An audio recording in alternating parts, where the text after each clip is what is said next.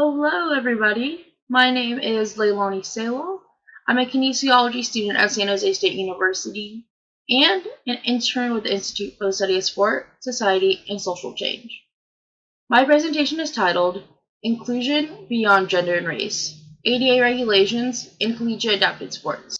Despite ADA, NCAA-sanctioned adapted sports do not exist.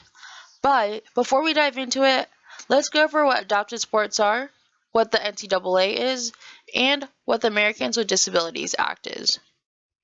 Adapted sports are competitive or recreational sports that are modified for people with disabilities to participate in.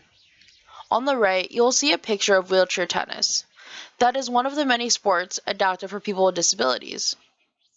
Next, we have the National Collegiate Athletic Association, also known as the NCAA. The NCAA is a non-profit organization that regulates collegiate student athletes. Lastly, we have the Americans with Disabilities Act, also known as ADA. The ADA is a civil rights law that prohibits discrimination against individuals with disabilities. Now that we know what the NCAA is, let's take a look at all the sports that they govern. I pulled this graphic straight from the NCAA website. This shows all the sports that they govern. There are over 20 sports, but take a closer look. Do you see any adapted sports? Yeah, I don't either. Though there are many athletes out there like Hunter Woodhall, a paraplegic athlete on the track and field team at the University of Arkansas, there are still many disabled athletes that do not have an opportunity to participate in collegiate athletics. For example, let's take an athlete who wants to play wheelchair basketball. Could they participate with their able-bodied peers? Take a second and imagine March Madness, with half the athletes in wheelchairs and the other not.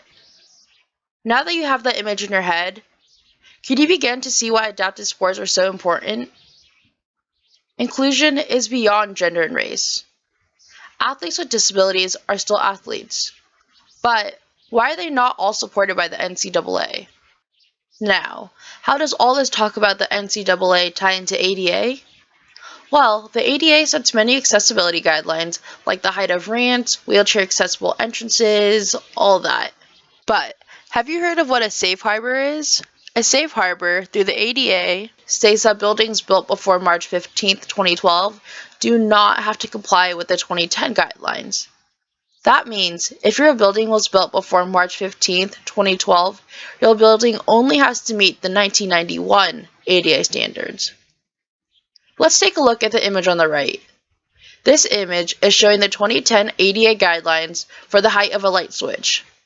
The current regulation has the light switch to be at a max of 48 inches. But the 1991 guidelines have it so it's at a max of 54 inches. That's a whole 6-inch difference.